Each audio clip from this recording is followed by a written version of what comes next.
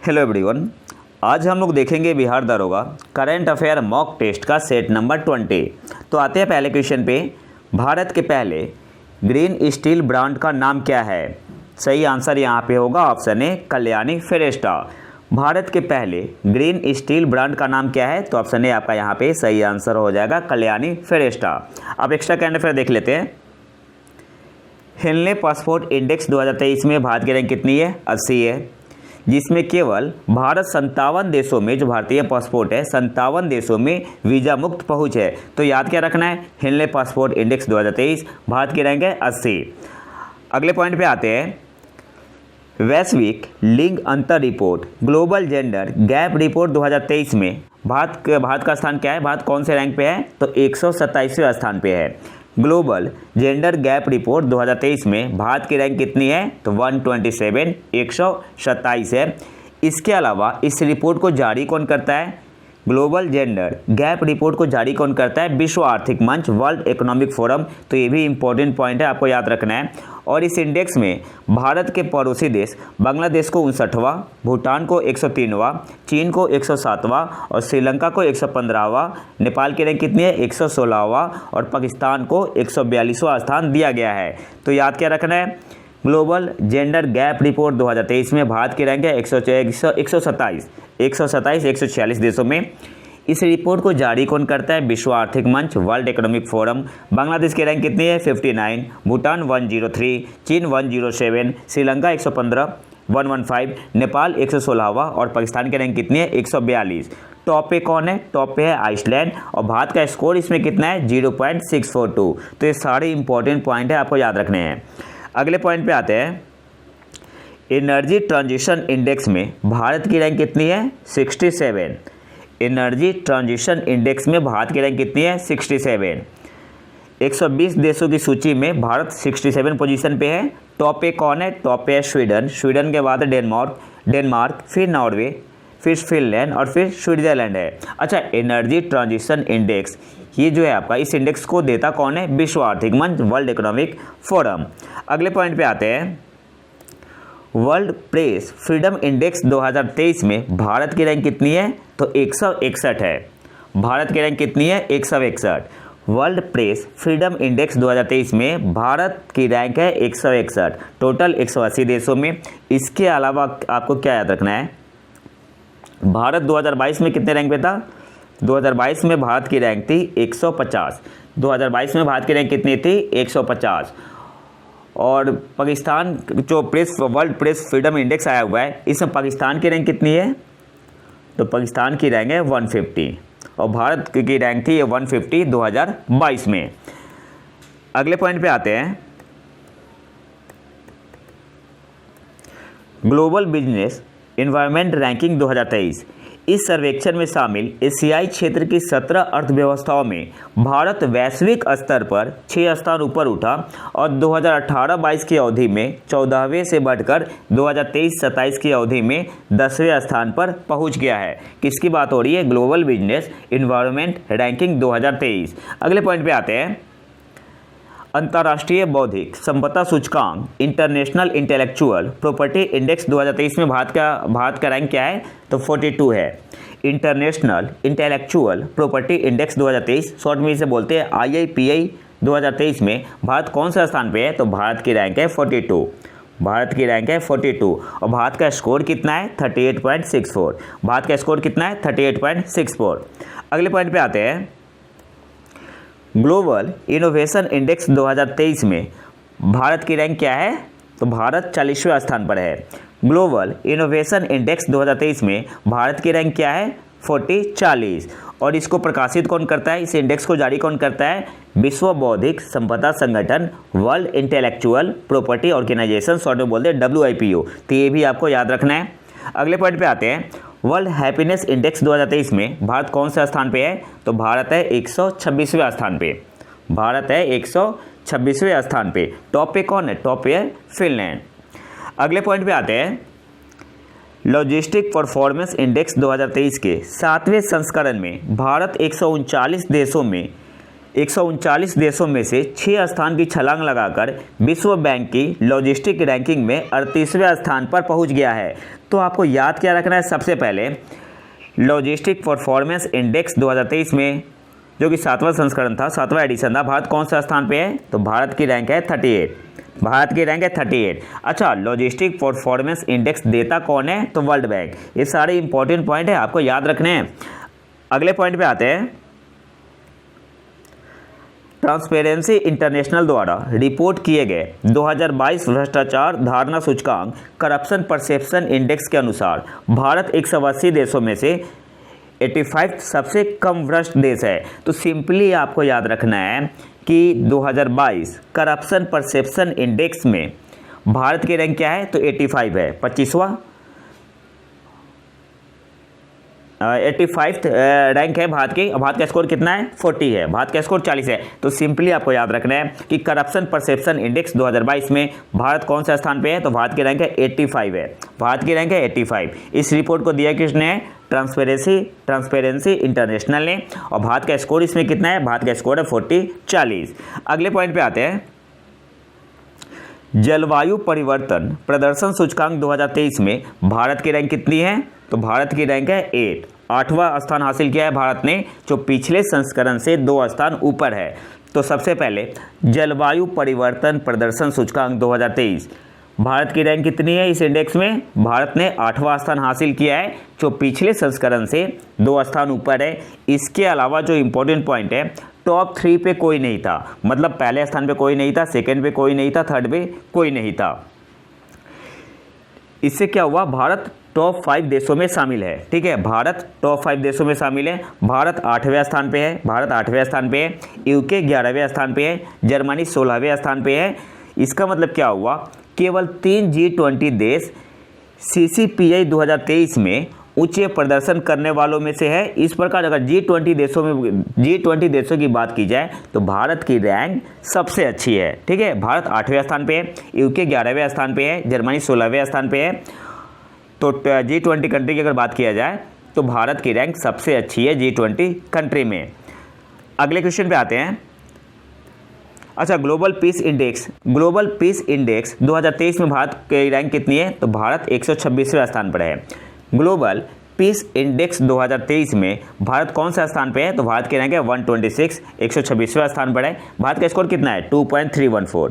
भारत का स्कोर कितना है? 2.314। टॉप पे कौन है? टॉप पे है आइसलैंड। टॉप पे कौन है? आइसलैंड है। टॉप पे आइसलैंड है। और सबसे बॉटम पे कौन है? सबसे नीचे? तो बॉटम पे है अफगानिस्तान है। अगले क्वेश्चन पे आते हैं। NTCA national tiger conservation authority ने किसकी अध्यक्षता में चीता परियोजना संचालन समिति का गठन किया? तो ऑप्शन डी आपका यहाँ पे सही आंसर हो जाएगा, Rajesh Gopal. NTCA national tiger conservation authority ने किसकी अध्यक्षता में चीता परियोजना संचालन समिति का गठन किया? तो ऑप्शन डी आपका यहाँ पे सही आंसर हो जाएगा, राजेश गोपाल। अगले क्वेश्चन पे आते हैं। हाल ही में किस राज्य ने 3D प्रिंटिंग तकनीक का उपयोग करके निर्मित अमेज 28 नामक अपनी पहली इमारत का उद्घाटन किया? तो ऑप्शन बी आपका यहाँ पे सही आंसर हो जाएगा, केरल। तो सबसे पहले तो आपको याद रखना है अमेज 28 क्या है? तो एक इमारत है। और किस राज्य ने 3D प्रिंटिंग तकनीक का उपयोग करके अमेज 28 नामक अपनी पहली इमारत का उद्घाटन किया? तो केरल ने। ऑप्शन बी आपका यहाँ पे सही आंसर होगा। अगले क्वेश्चन पे आते हैं। किस संस्थान ने इंकजेट प्रिंटिंग का उपयोग करके एक लचीली मिश्रित अर्धचालक सेमीकंडक्टर सामग्री विकसित की है? तो सही आंसर यहाँ पे होगा IISc बेंगलुरु ने। ऑप्शन सी आपका यहाँ पे सही आंसर होगा। किस संस्थान ने इंकजेट प्रिंटिंग का उपयोग करके एक लचीली मिश्रित अर्धचालक सामग्री विकसित की है? तो ऑप्शन सी आपका यहाँ पे सही आंसर हो जाएगा, IISc बेंगलुरु ने। इसके अलावा एक एक्स्ट्रा करंट अफेयर है। IIT खड़गपुर ब्लॉकचेन तकनीक का उपयोग करके भारतीय रेलवे के लिए एक सुरक्षित सिग्नलिंग प्रणाली के विकास पर काम कर रहा है। तो कौन सा IIT खड़गपुर। अगले क्वेश्चन पे आते हैं। किस देश के शोधकर्ताओं ने दूसरी बार परमाणु संलयन प्रतिक्रिया में शुद्ध ऊर्जा लाभ हासिल किया है? तो ऑप्शन है आपका यहाँ पे सही आंसर हो जाएगा, USA। अच्छा, एक होता है न्यूक्लियर फ्यूजन, इसे बोलते हैं फ्यूजन बोलते हैं, और एक आपका होता है फिजन। एक आपका होता है फिजन और एक होता है आपका फ्यूजन।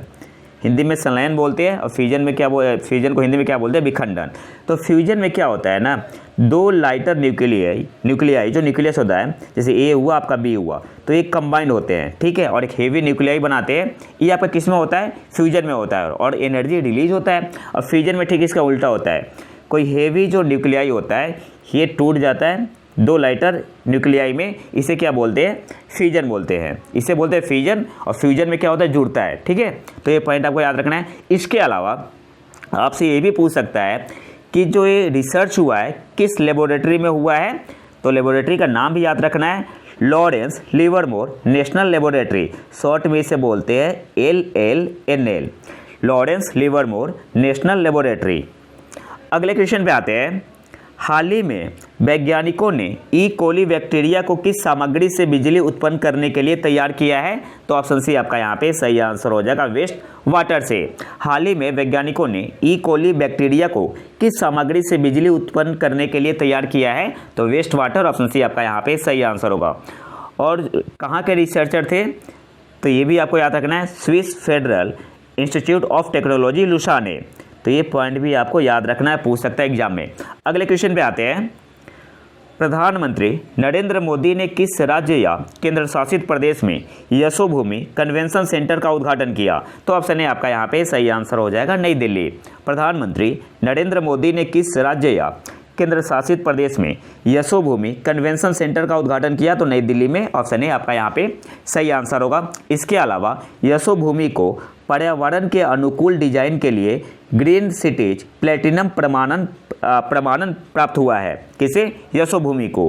तो ये पॉइंट भी आपको याद रखना है, यशोभूमि को पर्यावरण के अनुकूल डिजाइन के लिए ग्रीन सिटीज प्लेटिनम प्रमाणन प्राप्त हुआ है। अगले क्वेश्चन पे आते हैं।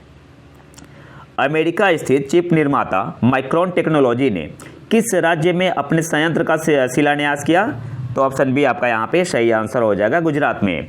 अमेरिका स्थित चिप निर्माता माइक्रोन टेक्नोलॉजी ने किस राज्य में अपने संयंत्र का शिलान्यास किया, तो ऑप्शन बी आपका यहाँ पे सही आंसर हो जाएगा, गुजरात। इसके अलावा जो इम्पोर्टेंट पॉइंट आपको याद रखना है, जो माइक्रोन टेक्नोलॉजी है, इन्होंने प्लांट के निर्माण के लिए टाटा प्रोजेक्ट्स के साथ एक अनुबंध पर हस्ताक्षर किए हैं, किसके साथ, टाटा प्रोजेक्ट के साथ। तो ये पॉइंट आपको याद रखना है।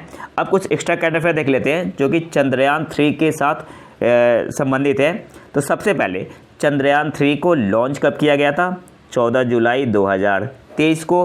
कौन से व्हीकल से, LVM-3M4। अच्छा, LVM का मतलब क्या हुआ, launch vehicle mark 3, launch vehicle mark 3, ये भी पूछ सकते हैं एग्जाम में, लॉन्च व्हीकल मार्क 3। तो लॉन्च व्हीकल का नाम क्या था, LVM-3M4 था। लॉन्च कब हुआ था, 14 जुलाई 2023 को। जो दूसरा इंपॉर्टेंट पॉइंट आपको याद रखना है, अच्छा, लैंडर मॉड्यूल सेपरेट कब हुआ था प्रोपल्सन मॉड्यूल से, तो आंसर क्या होगा, 17 अगस्त 2023 को, 17 अगस्त 2023 को। तो एक्स्ट्रा इंपॉर्टेंट पॉइंट याद रखना है आपको, जो डेट है इंपॉर्टेंट, 23 अगस्त, और ये बहुत ही इंपॉर्टेंट है। 23 अगस्त को क्या हुआ था, तो चंद्रयान 3 था, ये लैंड हुआ था मून पे, ठीक है, चंद्रयान 3 लैंड हुआ था मून पे। तो इसी अवसर पे 23 अगस्त को मनाया जाएगा national space day. Modi ji ने ऐसा कहा है, नेशनल स्पेस डे। अब और भी काफ़ी इंपॉर्टेंट पॉइंट है, उसे देख लेते हैं। तो ये भी याद रखना है कि किस दिन चंद्रयान 3 लैंड हुआ था मून पे, साउथ पोल पे, तो आंसर क्या होगा, 23 अगस्त को। अब कुछ और इंपॉर्टेंट पॉइंट देख लेते हैं। लैंडर का नाम क्या था, विक्रम, रोवर का नाम प्रज्ञान। इसके अलावा आपको याद रखना है, 1 लूनार डे कितने के बराबर होता है, 14 अर्थ डे के बराबर, 14 अर्थ डे के बराबर, याद रखना आपको। चंद्रयान 3 के प्रोजेक्ट डायरेक्टर कौन थे, पी बिरमुथुएल। चंद्रयान 3 के प्रोजेक्ट डायरेक्टर कौन थे, पी बिरमुथुएल, ठीक है। तो ये नाम भी आपको याद रखना है। इसके अलावा डॉक्टर रितु करिधल ने इस मिशन को लीड किया, किसने, डॉक्टर रितु करिधल ने। तो ये भी इम्पोर्टेंट नाम है, पूरा नाम है डॉक्टर रितु करिधल श्रीवास्तव। इसके अलावा रितु करिधल के बारे में थोड़ा और देख लेते हैं। जो रितु करिधल है, यह चंद्रयान 2 की मिशन निदेशक भी थी और भारत के मंगल ऑर्बिटर मिशन, शॉर्ट में इसे बोलते हैं मॉम मिशन, इसके उप संचालन निदेशक थी। अगले पॉइंट पे आते हैं। 23 अगस्त को राष्ट्रीय अंतरिक्ष दिवस के रूप में मनाने की घोषणा की गई है। प्रधानमंत्री नरेंद्र मोदी जी ने ऐसा कहा है। क्यों? क्योंकि 23 अगस्त को चंद्रयान 3 मून पे लैंड हुआ था। अगले पॉइंट पे आते हैं। जहाँ पे लैंड हुआ था चंद्रयान 3 साउथ पोल के जिस पॉइंट पे लैंड हुआ था उसका नाम क्या रखा गया है? शिव शक्ति। उसका नाम क्या रखा गया है? शिव शक्ति। आदित्य L1 जो कि भारत का सोलर ऑब्जर्वेटरी मिशन है, पहला है सौर वेधशाला मिशन हिंदी में बोलते हैं। अच्छा, इसे लॉन्च कब किया गया था इसरो के द्वारा? तो 2 सितंबर को। और कौन से लॉन्च व्हीकल से? PSLV C57। तो ये भी इम्पोर्टेंट है, याद रखना है आपको। और आदित्य L1 की परियोजना निदेशक कौन है? प्रोजेक्ट डायरेक्टर तो निगार शाह जी। ये सारे इंपॉर्टेंट पॉइंट है, आपको याद रखने हैं। अगले क्वेश्चन पे आते हैं। भारत के पहले मानवयुक्त अंतरिक्ष मिशन का हिस्सा बनने वाली पहली महिला रोबोट का क्या नाम है? तो व्योममित्र। ऑप्शन ए आपका यहाँ पे सही आंसर होगा। भारत के पहले मानवयुक्त अंतरिक्ष मिशन का हिस्सा बनने वाली पहली महिला रोबोट का क्या नाम है? तो ऑप्शन ए आपका यहाँ पे सही आंसर हो जाएगा, व्योममित्र। अगले क्वेश्चन पे आते हैं। अच्छा, गगनयान कब तक लॉन्च होगा? तो 2024 तक उम्मीद है। अगले क्वेश्चन पे आते हैं। जो गगनयान परियोजना है यह 3 दिनों के लिए है। 3 दिनों का मिशन है और 3 सदस्य जाएंगे, ठीक है। तो ये 2 इंपॉर्टेंट पॉइंट है, आपको याद रखना है। अगले क्वेश्चन पे आते हैं। भारतीय नौसेना ने, इंडियन नेवी ने रक्षा प्रौद्योगिकी सहयोग के लिए किस संस्थान के साथ समझौता ज्ञापन पर हस्ताक्षर किए? तो सही आंसर यहाँ पे क्या होगा? ऑप्शन डी आपका यहाँ पे सही आंसर हो जाएगा, IISc बेंगलुरु के साथ। इंडियन नेवी ने रक्षा प्रौद्योगिकी सहयोग के लिए किस संस्थान के साथ समझौता ज्ञापन पर हस्ताक्षर किए? तो ऑप्शन डी आपका यहाँ पे सही आंसर हो जाएगा, IISc बेंगलुरु। अगले क्वेश्चन पे आते हैं। इंडिया AI ने आर्टिफिशियल इंटेलिजेंस के क्षेत्र में किस कंपनी के साथ आपसी सहयोग के लिए समझौता ज्ञापन पर हस्ताक्षर किए हैं? तो मेटा के साथ। ऑप्शन ए आपका यहाँ पे सही आंसर होगा। इंडिया AI ने आर्टिफिशियल इंटेलिजेंस के क्षेत्र में किस कंपनी के साथ आपसी सहयोग के लिए समझौता ज्ञापन पर हस्ताक्षर किए हैं? तो मेटा के साथ। ऑप्शन ए आपका यहाँ पे सही आंसर होगा। अगले क्वेश्चन पे आते हैं। किस यूरोपीय देश को ICC पुरुष T20 विश्व कप 2024 के लिए क्वालिफाई किया गया है? तो आयरलैंड और स्कॉटलैंड को। ऑप्शन सी आपका यहाँ पे सही आंसर हो जाएगा, बोथ ए एंड बी। अब इसे थोड़ा डिटेल में देख लेते हैं। यूरोपियन स्लॉट से चुना गया आयरलैंड और स्कॉटलैंड चुने गए हैं। और एशिया से नेपाल और ओमान, नॉर्थ अमेरिका से कनाडा और ईस्ट एशिया पैसिफिक स्लॉट से पपुआ न्यू गिनी। और जो ICC T20 वर्ल्ड कप 2024 होगा इसमें टोटल 20 देश भाग लेंगे। Afghanistan, Australia, Bangladesh, Canada, England, India, Ireland, Namibia, Nepal, Netherlands, New Zealand, Oman, Pakistan, Papua New Guinea, Scotland, South Africa, Sri Lanka, Uganda, United State और वेस्ट इंडीज। तो ये सारे नाम आपको याद रखना है, एग्जाम में पूछ सकता है। अगले क्वेश्चन पे आते हैं। वर्ल्ड इनोवेशन अवार्ड प्राप्त करने वाली डॉक्टर शांता थॉटम किस राज्य के मुख्य नवाचार अधिकारी है? तो ऑप्शन बी आपका यहाँ पे सही आंसर हो जाएगा, तेलंगाना। वर्ल्ड इनोवेशन अवार्ड प्राप्त करने वाली डॉक्टर शांता थॉटम किस राज्य के मुख्य नवाचार अधिकारी है? तो तेलंगाना। ऑप्शन बी आपका यहाँ पे सही आंसर होगा। अगले क्वेश्चन पे आते हैं।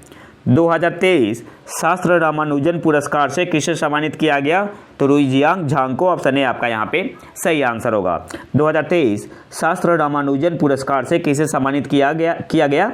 तो ऑप्शन ए आपका यहाँ पे सही आंसर हो जाएगा, रुईजियांग झांग को। और एक कहाँ के असिस्टेंट प्रोफेसर है? यूनिवर्सिटी ऑफ कैलिफोर्निया के। अगले क्वेश्चन पे आते हैं। विचार की स्वतंत्रता के लिए सखारोव पुरस्कार किसके द्वारा प्रदान किया जाता है? तो यूरोपियन यूनियन के द्वारा। ऑप्शन डी आपका यहाँ पे सही आंसर होगा। विचार की स्वतंत्रता के लिए सखारोव पुरस्कार किसके द्वारा प्रदान किया जाता है? तो ऑप्शन डी आपका यहाँ पे सही आंसर होगा, यूरोपियन यूनियन के द्वारा, यूरोपीय संघ के द्वारा। और इस बार किसे दिया गया है? महसा अमीनी को। अगले क्वेश्चन पे आते हैं। किस देश ने clean up to clean energy योजना शुरू की? तो ऑप्शन बी आपका यहाँ पे सही आंसर हो जाएगा, USA अमेरिका ने। किस देश ने clean up to clean energy योजना शुरू की? तो ऑप्शन बी आपका यहाँ पे सही आंसर होगा, USA। अगले क्वेश्चन पे आते हैं। किस लेखक ने अपने उपन्यास फायरबर्ड के लिए साहित्य का JCB पुरस्कार जीता? तो सही आंसर यहाँ पे होगा, ऑप्शन सी पेरुमल मुरुगन। किस लेखक ने अपने उपन्यास फायरबर्ड के लिए साहित्य का JCB पुरस्कार जीता? तो ऑप्शन सी आपका यहाँ पे सही आंसर हो जाएगा पेरूमल मुरुगन को। और जो इनकी बुक थी फायरबर्ड, इसको अंग्रेजी में ट्रांसलेट किसने किया था? जननी कन्नन ने, जननी कन्नन ने। तो ये नाम भी आपको याद रखना है। अगले क्वेश्चन पे आते हैं, किस भारतीय को संयुक्त राष्ट्र लेखा परीक्षक पैनल का उपाध्यक्ष चुना गया है? तो ऑप्शन ए आपका यहाँ पे सही आंसर हो जाएगा गिरीश चंद्र मुर्मू को। किस भारतीय को संयुक्त राष्ट्र लेखा परीक्षक पैनल का उपाध्यक्ष चुना गया है? तो ऑप्शन ए आपका यहाँ पे सही आंसर होगा गिरीश चंद्र मुर्मू। अगले क्वेश्चन पे आते हैं, एआई ओवरसाइट प्रोजेक्ट पर किस देश ने यूनेस्को के साथ सहयोग किया? तो ऑप्शन बी आपका यहाँ पे सही आंसर हो जाएगा नीदरलैंड। एआई ओवरसाइट प्रोजेक्ट पर किस देश ने यूनेस्को के साथ सहयोग किया? तो नीदरलैंड ने। अगले क्वेश्चन पे आते हैं, कौन सा संगठन पासपोर्ट टू अर्निंग पहल संचालित करता है? तो सबसे पहले तो आपको याद रखना है जो P2E का मतलब क्या हुआ? Passport to earning. और यहाँ पे सही आंसर क्या हो जाएगा? Option D UNICEF. कौन सा संगठन पासपोर्ट टू अर्निंग पहल संचालित करता है? तो ऑप्शन डी आपका यहाँ पे सही आंसर हो जाएगा यूनिसेफ। अगले क्वेश्चन पे आते हैं, एशियाई चैंपियंस ट्रॉफी 2023 की विजेता किस देश की हॉकी टीम है? तो ऑप्शन ए आपका यहाँ पे सही आंसर हो जाएगा भारत। और भारत ने हराया किसे? मलेशिया को। भारत ने किससे हराया? मलेशिया को। एशियाई चैंपियंस ट्रॉफी 2023 की विजेता किस देश की हॉकी टीम है? तो ऑप्शन ए आपका यहाँ पे सही आंसर हो जाएगा भारत। भारत ने हराया किसे? मलेशिया को 4-3 से। अच्छा, फाइनल मैच हुआ कहाँ पे था?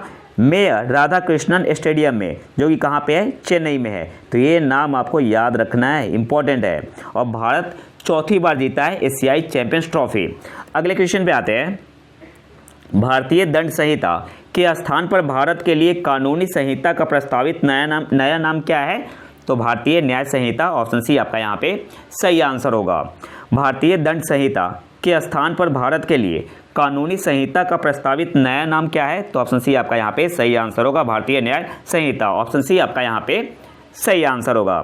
अगले क्वेश्चन पे आते हैं, 2023 में कैंप डेविड शिखर सम्मेलन की मेजबानी किस देश ने की? तो ऑप्शन बी आपका यहाँ पे सही आंसर हो जाएगा यूएसए, अमेरिका ने। 2023 में कैंप डेविड शिखर सम्मेलन की मेजबानी किस देश ने की? तो ऑप्शन बी आपका यहाँ पे सही आंसर हो जाएगा यूएसए। अच्छा, बेसिकली ये है क्या? तो कोई भी अगर दो देशों में कोई डिस्प्यूट हो तो यूएसए क्या करती है? मीडिएटर का काम करती है, जिसे हम लोग बोलते हैं कैंप डेविड शिखर सम्मेलन। और ये जो हुआ है इस बार कहाँ पे हुआ है? 2023 में यूएसए में हुआ है। और किन देशों के बीच डिस्प्यूट था? तो जापान और साउथ कोरिया के बीच।